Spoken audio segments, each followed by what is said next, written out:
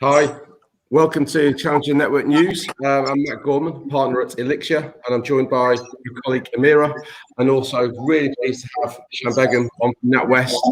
And we've got a great topic to talk about today, which is diversity of thought. Bit of a strange one, me being white male, probably not the problem. So really excited about today's topic about diversity and really what it means with respect to building effective and representative teams. And that's the customer as well as business. So welcome. Amira, really good to have you on the call as well today. Do you want to just give a bit of an introduction? Sure. Thanks so much, Matt. So I'm really excited to be here today because I'm really passionate about representation matters and how we intentionally build teams that are reflective of the people we serve, of our communities or audiences that businesses are designing for.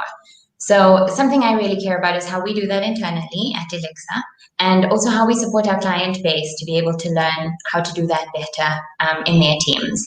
And as part of our Women in Leadership series at Elixir, Matt, you and I have been having loads of conversations with a variety of senior women across our client base in South Africa, in the US, in the UK, who care about and are working really hard to drive this in their own businesses. Hence my excitement that we're talking to Sham today, because Sham's doing just that at NatWest, and really looking forward to hearing more about how that's working and some advice for all of us as well. Thank you. Superb. So Sham, you've got an exciting title as co-founder of Racial Equality Taskforce. I know that you and Alison had a moment, Alison being the CEO of NatWest, with George Floyd. Can you just give a bit of an introduction to how you as well and how it came about? Yeah, so I have had the pleasure of being with the group now for an amazing 20 years, right? And outside of work, right, I've had loads of challenges. I'm a Muslim, I'm an Asian, I'm a woman, I'm Pakistani. That's all the good versions, right? And that's all the positive ways to describe it. And there's lots of other versions externally out there as well. And a few years back, I wanted to do more. I wanted to break down some of those barriers, to break down those beliefs that people had of me and women and Asians and Pakistanis. I was tired of being told what I can be, what I should be, what I can't be. So the bank has an amazing group of employee-led networks, and I put myself forward to be one of the global leaders, the Multicultural Network, back in 2019. And alongside two amazing colleagues, Sam and Yinka, we grew the Multicultural Network, which I was co-elected to join, from 450 colleagues to over 5,000. And our goal was to really help each other learn about each other's cultures, each other's faiths, each other's ethnicities, and really break down some of those barriers. So we'd already started doing some really good progressive work in this space. And then off the back of the tragic death of George Floyd, Alison asked myself, Sam and Yinka, and set up a task force to really listen and understand to our colleagues, to learn about what more we could do to understand those barriers, overcome some of the challenges that these colleagues face, in particular Black, Asian and minority ethnic colleagues. And off the back of that, we put together 10 commitments that we launched last year in October. You'll see a report on the NatWest Group site called Banking on Racial Equality, a roadmap, Banking on Racial Equality, a roadmap to positive change. And in those commitments, we talk about what more we can do for our colleagues, our customers and communities. So I'm not going to I won't talk about that, because you can take some time to have a look at those reports and have a look at the progress that we've made, because we published an interim report in April as well. So I've been really excited about some of the stuff that we're already doing in that space, very much linked to diversity and inclusion, and most importantly, what more we can do to raise equity amongst Black, Asian and minority ethnic people in particular. But we know that D&I is not just about ethnicity, it's about all the stuff that makes us absolutely beautifully unique. So Sham, like, I know it's a bit of background noise at the start, but when you talked at the beginning about kind of the challenges you had when you first started, and then Alison on the back of George Floyd making the changes, can you just bring to life some of those problems today, and either what you've resolved or what are still going on, and kind of with the impact? Well, I guess if you start, we live in a world, right, where we have stereotypes, where unconscious biases, where society is beautifully diverse, yet I can be walking on the street and see so many beautifully different people, yet when you walk into large organizations, when you look at some large organizations online, what you see inside isn't representative of our society. What companies produce doesn't then meet the needs of all those people, right? And we all have cultural challenges, and we all have our own lived experiences that shape our values, our thoughts, but they also embed stereotypical views of what people must be. And it's funny, right? And I see this online all the time, right? And people talk about this on social media all the time, where if somebody who's different to the majority does something really good, right? We say, yeah, this person did something amazing. And we talk about that person, and it's like, hey, fantastic. Guess what? Sham did this. And then the minute something goes wrong, right, you forget that I'm Sham. All of a sudden, I'm labeled as a Muslim, as an Asian, as a person of color. And then we go back to those stereotypical views of a Muslim, of an Asian. So for me, do you know what? Externally and outside of work and in society today, we have got challenges. We have got challenges. We are conditioned to believe that beauty is defined by this. We are conditioned to believe that only certain people can be successful. I remember back in the days, right? And I'm talking decades ago, before I even started off in the group, right? And I remember going to a recruitment agency and talking about what it is that I wanted to do, and how I wanted to be a leader, and how I wanted to manage something, and everyone looked at me like I was from another planet. And I sat there and I thought, are they serious? And then I just looked around, and I was surrounded by, and forgive me, Matt, by people that look like you. I was surrounded by men who believed that only they could be leaders, who believed that women were incapable of being leaders. That's not what we were born to do.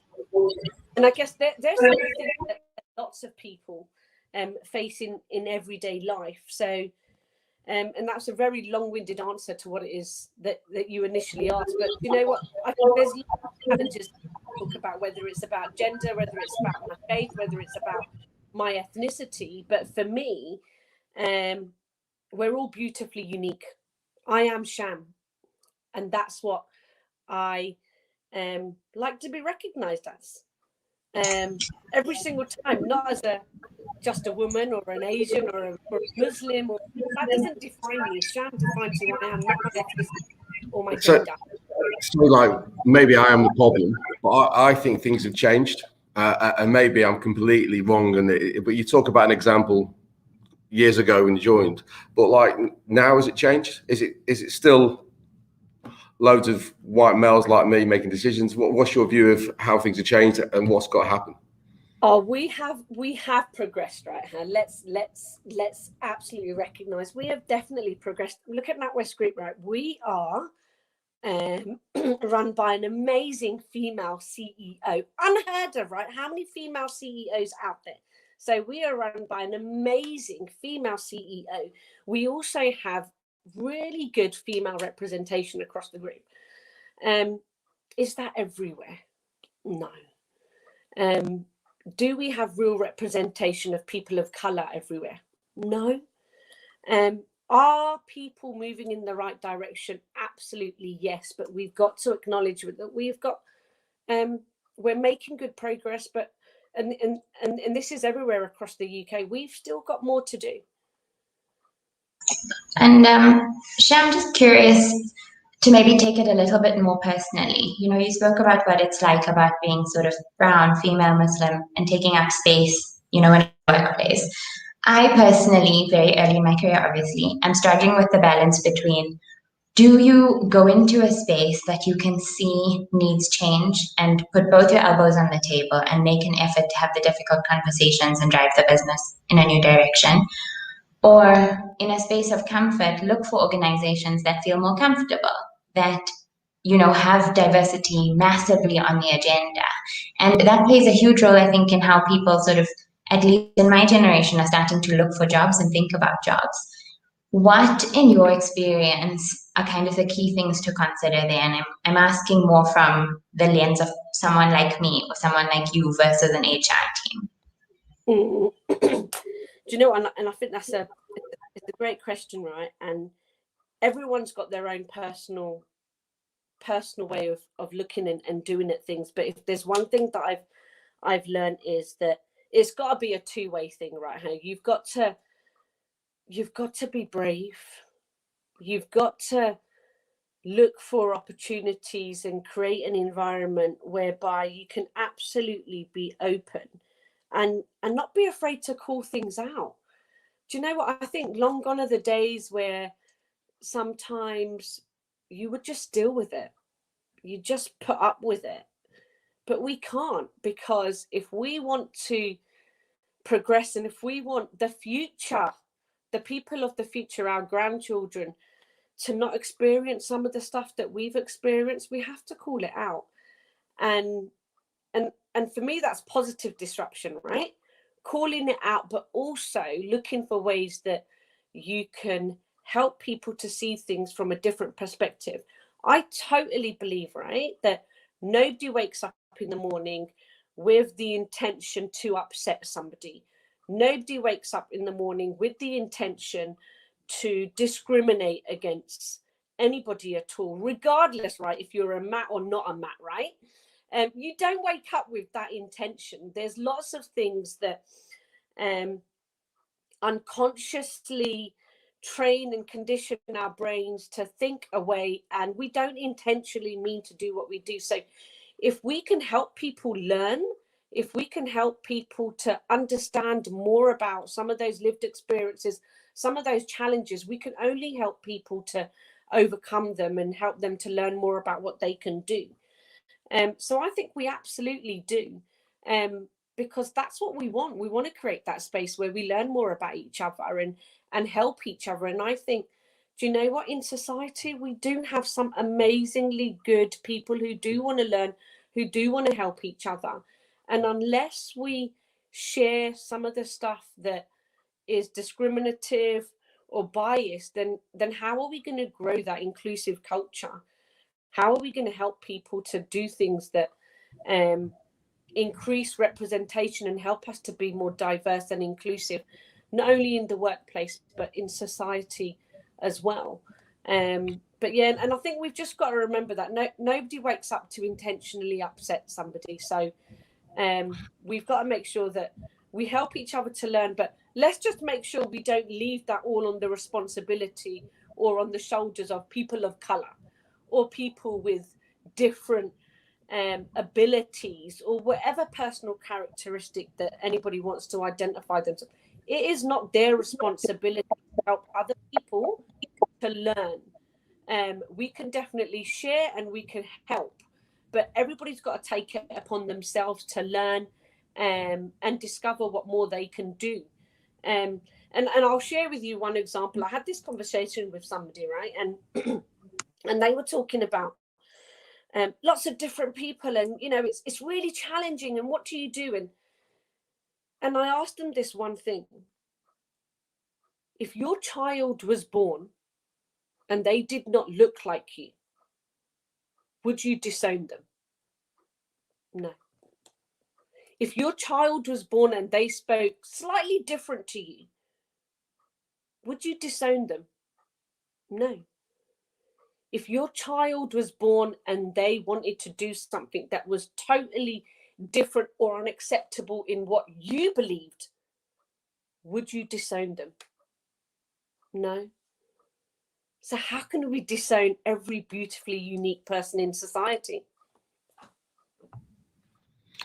That's so powerful, Sham. So what we talk before, kind of recruitment and people's privileged backgrounds to other people and where you get jobs.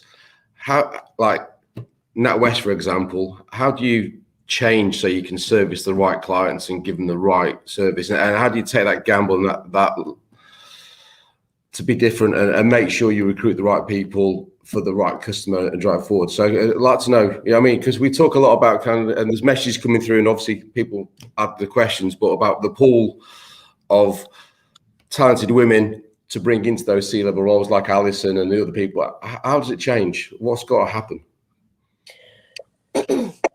One of the things that we've got to make sure that we do right here, and there's this diversity of thought that's been thrown about right here. So there's the diversity of thought. So one's cognitive ability to improve their own thinking. But we've also got to make sure that we have that diverse representation, not only in our minds, not only through seeking different perspective. We've got to make sure, to your point, that we give diverse representation a seat at the table. And for that, we need to make sure that we are helping our leaders through targeted D&I programs, making sure that they're learning more about the things that help us to drive an inclusive culture.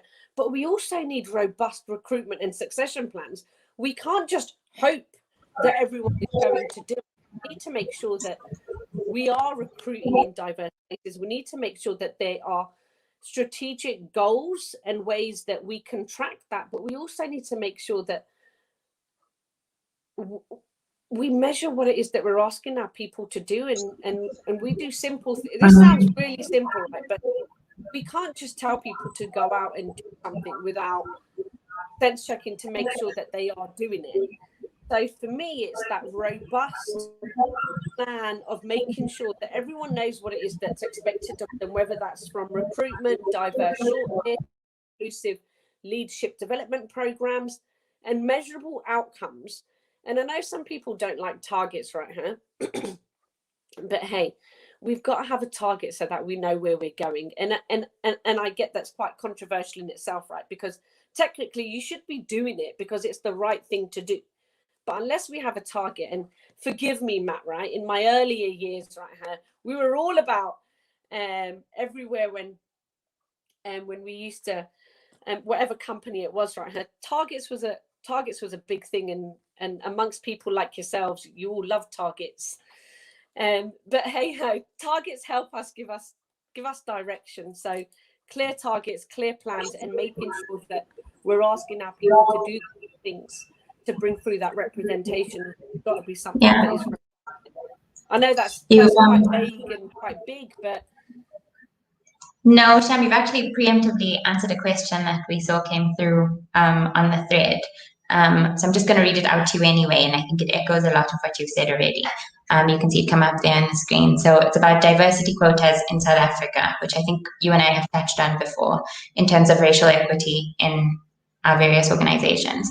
And someone's curious if it's similar in the UK. And I mean, I think you've answered the second part of the question about your thoughts about the importance of them. So maybe just curious, it doesn't have to be, I don't think we have to have a NatWest conversation, but maybe financial services in the UK. Is this on the agenda? Is this generally what it's like in terms of ensuring diversity at C-level at least? You'll find that a lot of companies now do have set targets when it comes to ethnically diverse representation. And actually, you'll hear the FCA talk about this a lot as well. But I can certainly talk for us in terms of the commitments that the group already has in place, which is making sure that our top senior leadership roles are represented by at least 14% Black, Asian, and minority ethnic people.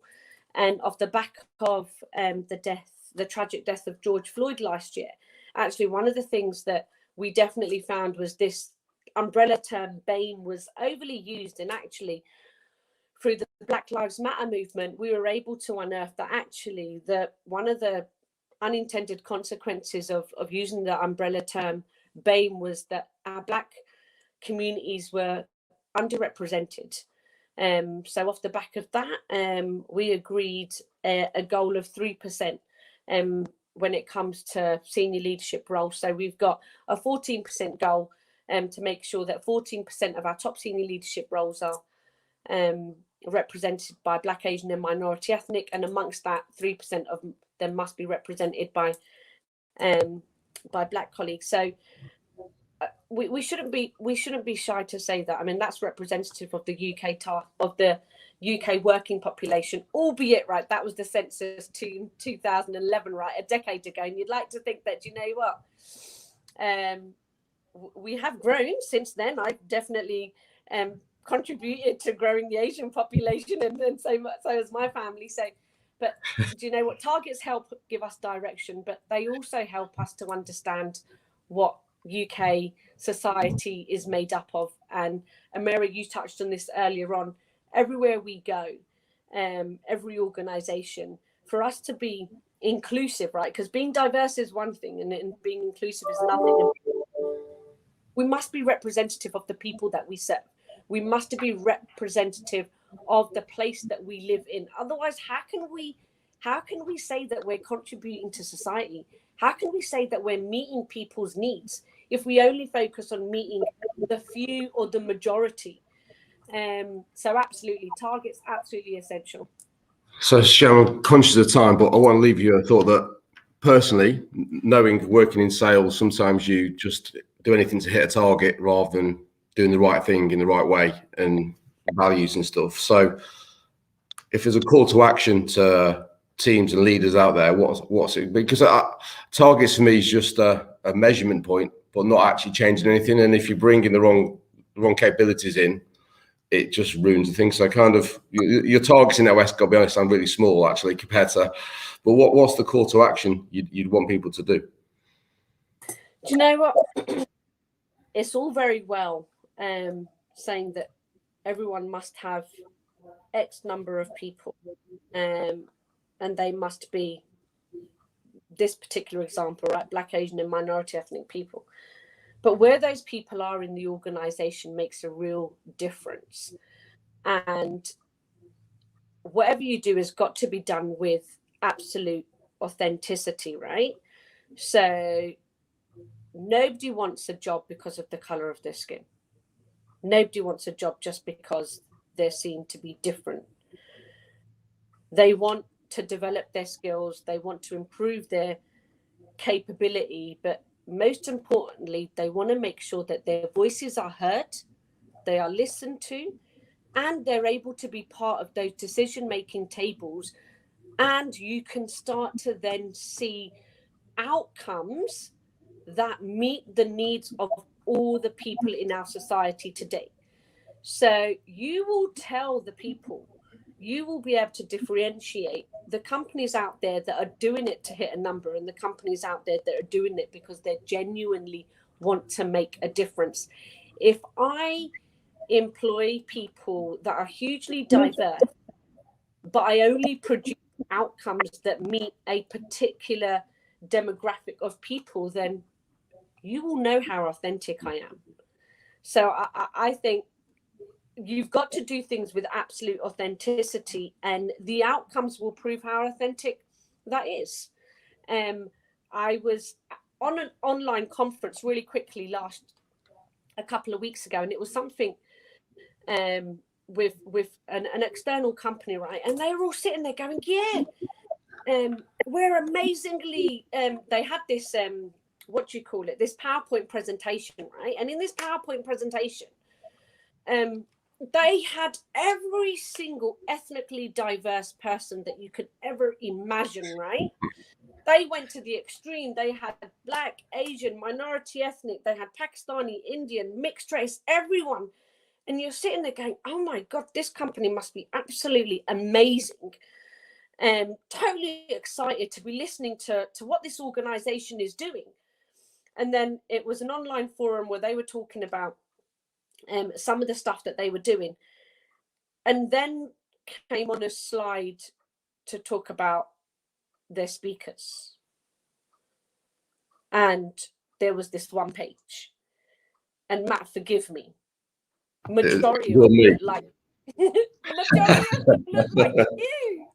So I was like, hold on a second, right? You can't just put lots of pictures of diverse people, right, up and say that we're diverse if those people can't genuinely be seen within the organization.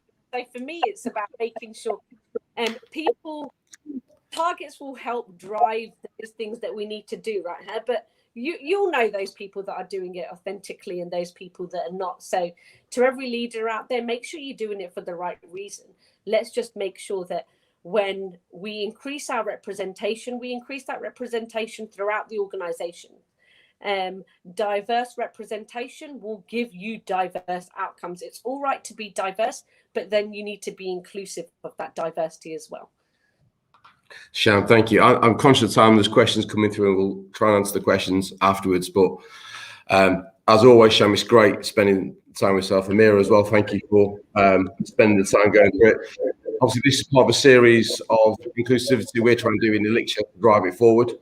Sham, obviously, the conversations will be going, but thank you for your time. Amira, thank you for your time as well. And have a great Friday and weekend, everybody. Thanks a lot. Thanks, team. Bye. Bye.